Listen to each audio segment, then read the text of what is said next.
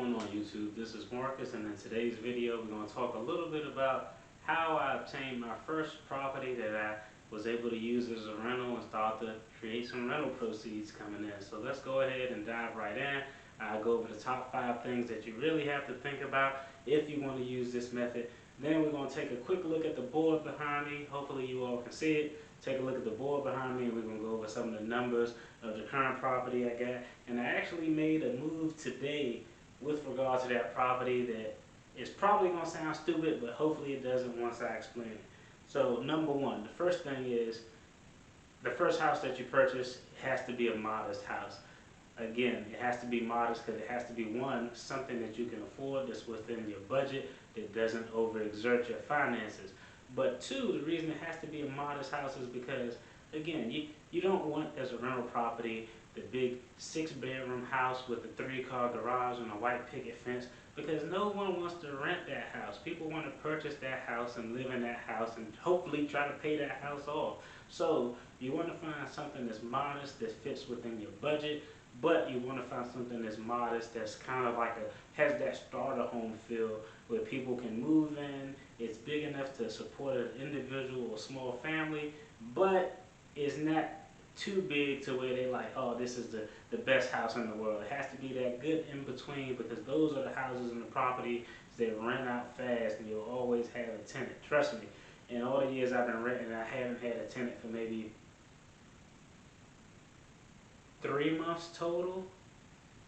Maybe 3 months, maybe 4, but definitely no more than 4 months total out of all the years I've been renting. So that's number one. You have to find something modest that's within your budget. Number two is you actually have to plan to occupy this property for at least 4 years. I purchased a property starting law school. I lived in the property. The reason you want to occupy the property is, I think, really twofold. One, it gives you an opportunity to earn some equity into the house, so your house appreciates in value, your net worth can go up. But two, you can really identify all those creature comforts of the house. I mean, when it comes to renting out the house, you'll know every nook and cranny of the house.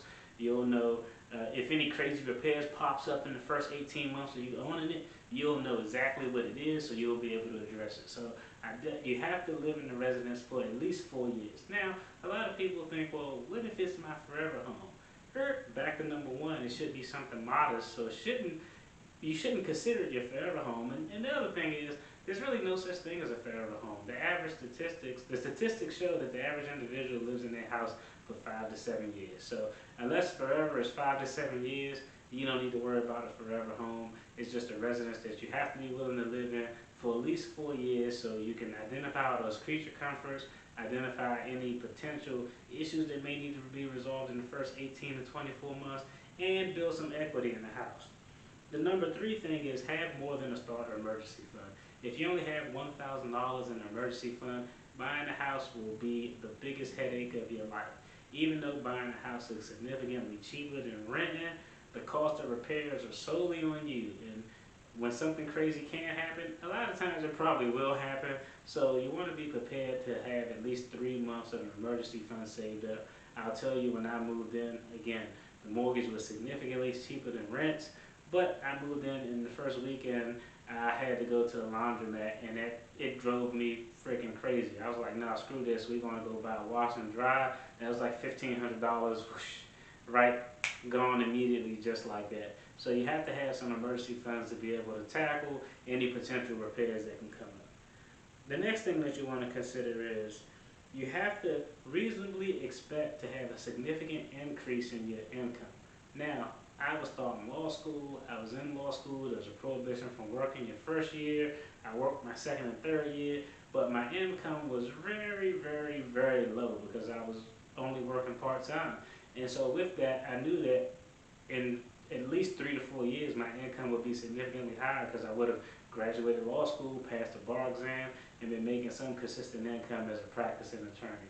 So that's the other thing. You have to actually be able to anticipate that your income will increase to a point sufficient enough that it'll be more than what it was when you initially purchased a residence. The next thing is the reason why you have to be able to make this strategic thought and make sure that your income is in this position to grow. Your income has to be in this position to grow because essentially at some point you're going to move out of this property into another residence, and this property is going to turn into a rental property. So you have to make sure that your income is at least sufficient to maintain and satisfy your obligation at your new place. However, you may have to actually satisfy the obligation that the residence that you're just leaving to turn into your rental property for 1 to 2 months until you can maybe fix things up or until you can get a tenant in. That's why the emergency fund is important. That's why buying a modest home is important. That's why making sure that you can reasonably expect your salary to increase by the time you decide to leave this residence and turn it into a rental property is so important.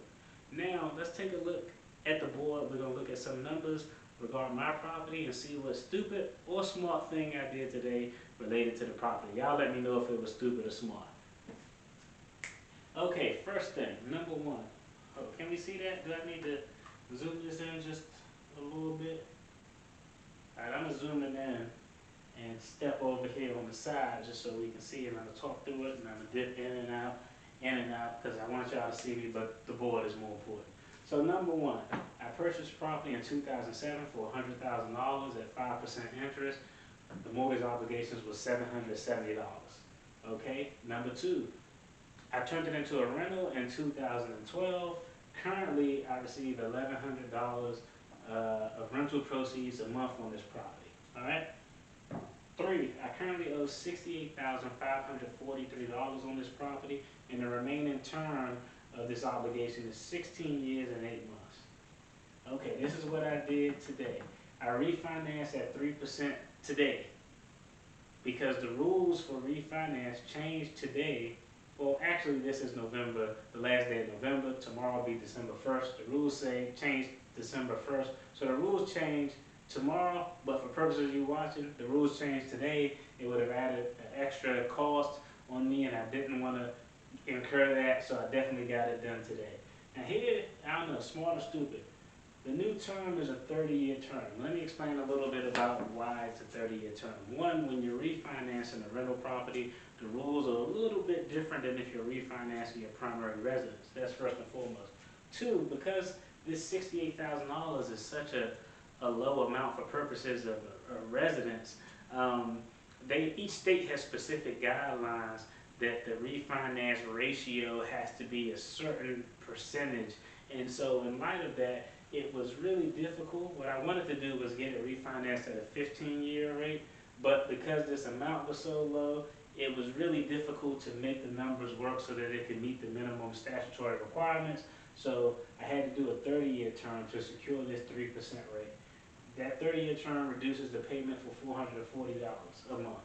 Now I know what y'all thinking, in 30 years I'm gonna be old and decrepit and my joints is probably gonna hurt more than they do now. So what the plan is to continue paying the same rate, $770 a month.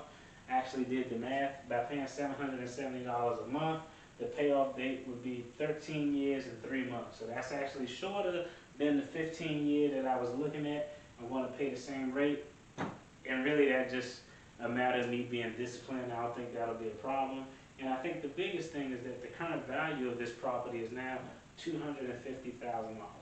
Now again, I know a lot of y'all probably thinking $250,000, why don't you just sell it, pay off your student loans, all you have is your primary mortgage and you're good to go.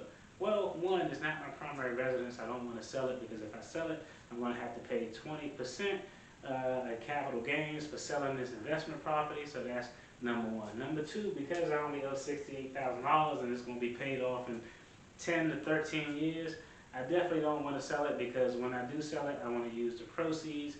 I want to use 1041 like-kind exchange.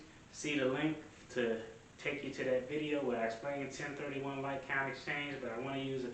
I want to sell it once it's fully paid for, use those proceeds to buy another investment property, typically looking at a 4 to 5 unit small apartment complex. And if I use that 1031 exchange, I don't have to pay any taxes on the proceeds from that sale.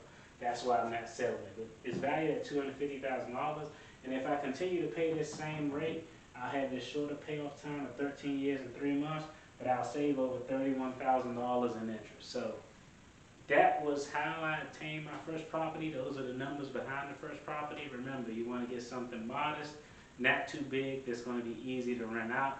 You want to actually make sure you have a sufficient emergency fund where you can handle any expenses that come up. You want to make sure that you can reasonably anticipate that your income is going to increase by the time you decide to turn that primary residence into a rental property, because you may have to potentially satisfy obligation on a new place and this place until you can get a tenant in it. Those are really the big takeaways. Like, comment, subscribe. I appreciate you all checking out the video. And let me know what you all think about the refinance. I know it's 30 years, but I think I'm disciplined enough to continue sending the same payment off and knock it out in 13 years and 3 months. Let me know your thoughts. I appreciate it. And if you subscribe or thinking about subscribing, please hit that subscribe button. And to all my subscribers, y'all, hey, I'm making this content. I hope y'all enjoy it. Peace.